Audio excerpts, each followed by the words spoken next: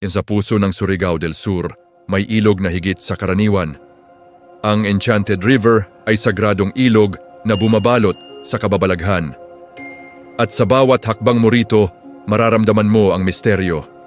Hindi mo maiwasang humanga sa kulay nito. Ang tubig ay parang salamin. At sa bawat galaw ng isda, tila may lihim na mensahe na nais iparating. Ayon sa matatanda, binabantayan ito ng mga diwata at engkanto. Tuwing tanghali, may musika na kusang naririnig. Sa ilalim nito ang mga isda parang naglalaho sa hangin. Walang nakakaabot sa pinakailalim. Ang bawat hakbang, bawat sulyap sa ilalim ay nagiiwan ng tanong, ano ang nagtatago sa kailaliman ng Enchanted River? Marami ang naniniwala na ang Enchanted River ay daanan ng espiritu. Hindi lahat ang nakakaintindi ng mensahe nito. Dito, ang kalikasan at espiritu ay iisa at tanging mga mapagmasid lamang ang makakaalam ng lihim nito. Sa bawat sulyap sa ilalim ng Enchanted River, may mga anino na lumalangoy sa kailaliman. Hindi sila karaniwang isda. Hindi rin sila nilalang na nakikita ng lahat. Ang bawat galaw ay tila may dahilan. Bawat liwanag na sumasalamin sa tubig ay may kasamang mensahe. Marami ang nagsasabi na ang mga aninong ito ay bantay ng ilog, tagapangalaga ng hiwaga at kababalaghan na bumabalot sa tubig. Sa sandaling lumapit ka, tila nararamdaman mo ang kanilang presensya, isang paalala na ang lugar na ito ay hindi ordinaryo. Marami ang naniniwala na ang Enchanted River ay daanan ng espiritu. Hindi lahat ang nakakaintindi ng mensahe nito. Andito, ang kalikasan at espiritu ay iisa. At tanging mga mapagmasid lamang ang makakaalam ng lihim nito.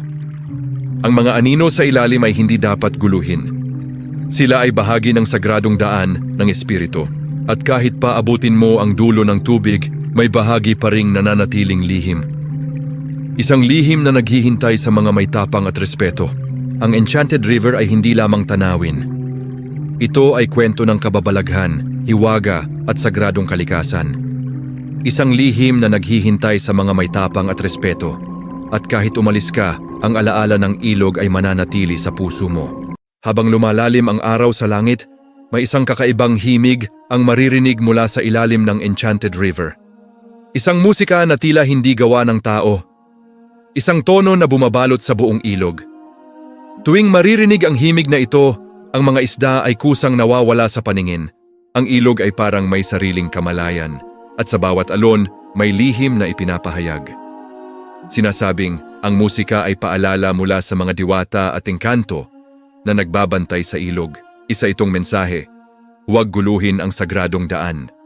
Sa sandaling pakinggan mo, mararamdaman mo ang presensya ng mga nilalang na hindi nakikita, ngunit laging naroroon.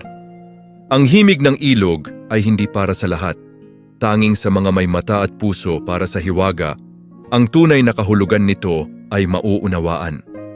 Habang lumulubog ang araw, unti-unti lumalantad ang tunay na ganda ng ilog. Ang liwanag sa tubig ay nagbubukas ng hiwaga, isang patunay na sa bawat dilim may kababalaghan na naghihintay. May mga diwata na nagbabantay sa ilog, naglilihim sa mga mata ng karaniwan. Sila ang dahilan kung bakit ang ilog ay nananatiling misteryoso at bakit may musika at aninong gumagalaw sa ilalim. Ang Enchanted River ay hindi lamang ilog. Isa itong sagradong daan ng spirito at kalikasan. Tanging mga may mata at puso para sa hiwaga ang makakaunawa sa tunay nitong lihim. Ang bawat alon ng ilog ay may kwento. Kwento ng nakaraan, ng diwata, engkanto at ng mga nilalang na nagbabantay sa lihim nito. Ang bawat kwento ay paalala. May mundong hindi nakikita ng karaniwan. Ang Enchanted River ay may sariling tinig at presensya. Sa bawat galaw ng tubig, may paalala. Respetuhin ang kalikasan, igalang ang hiwaga, at huwag subukang sirain ang sagradong daan ng espiritu. Habang lumulubog ang araw, naglalantad ang Enchanted River ng kababalaghan nito. Ang bawat liwanag sa tubig ay isang paalala. Ang kalikasan, hiwaga at espiritu ay iisa. Ang mga anino at himig ng ilog ay gabay sa mga may tapang at respeto. Ang Enchanted River ay hindi lamang tanawin. Ito ay kwento ng kababalaghan, hiwaga at sagradong kalikasan. Ang mga anino, himig at liwanag sa ilog ay paalala. Sa mundong ito may mga lihim na naghihintay lamang sa mga may tapang at respeto. Ang ilog ay buhay, at ang buhay nito ay patuloy na nagbabantay sa sagradong daan ng Espiritu. Sa bawat pagtingin mo sa kristal na tubig, tandaan, may kababalaghan sa ilalim at ito'y para lamang sa mga handang makinig at magpahalaga. Sa pagtatapos ng paglalakbay, isang katotohanan ang unti-unting lumilitaw, hindi lahat ng misteryo ay para sa tao. Ang Enchanted River ay nananatiling tahimik, ngunit buhay. Sa bawat alon may babala, sa bawat kislap ng tubig, may paalala na ang kalikasan ay hindi lamang para pagmasdan, kundi para igalang. May mga taong nagtangkang tuklasin ang lahat, ang kailaliman, ang lihim, ang hindi nakikita. Ngunit sa kanilang paghahanap, may kapalit. Sapagkat ang mga sagradong lugar ay may hangganan, at ang paglabag dito ay may kahihinatnan. Ang mga diwata at engkanto ay hindi lamang alamat. Sila ay simbolo ng balanse ng mundo na hindi natin lubos na nauunawaan. At sa bawat paglapit natin sa hiwaga, kailangan nating tandaan, hindi tayo ang may-ari ng mundong ito. Kung ikaw ay makakarating sa Enchanted River, tumingin ka. Ngunit huwag mong pilitin na makita ang lahat. Makinig ka, ngunit huwag mong subukang unawain ang bawat lihim. Dahil may mga bagay na mas ligtas na manatiling misteryo. Sa huli, ang tunay na lihim ng Enchanted River ay hindi kung ano ang nasa ilalim, kundi kung paano natin pinipiling igalang ang nasa ibabaw. Aral sa kwento, igalang ang kalikasan. Hindi lahat ay dapat galawin o tuklasin.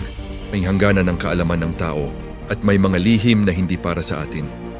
Ang tunay na hiwaga ay hindi sa nakikita, kundi sa pag-unawa at pagrespeto.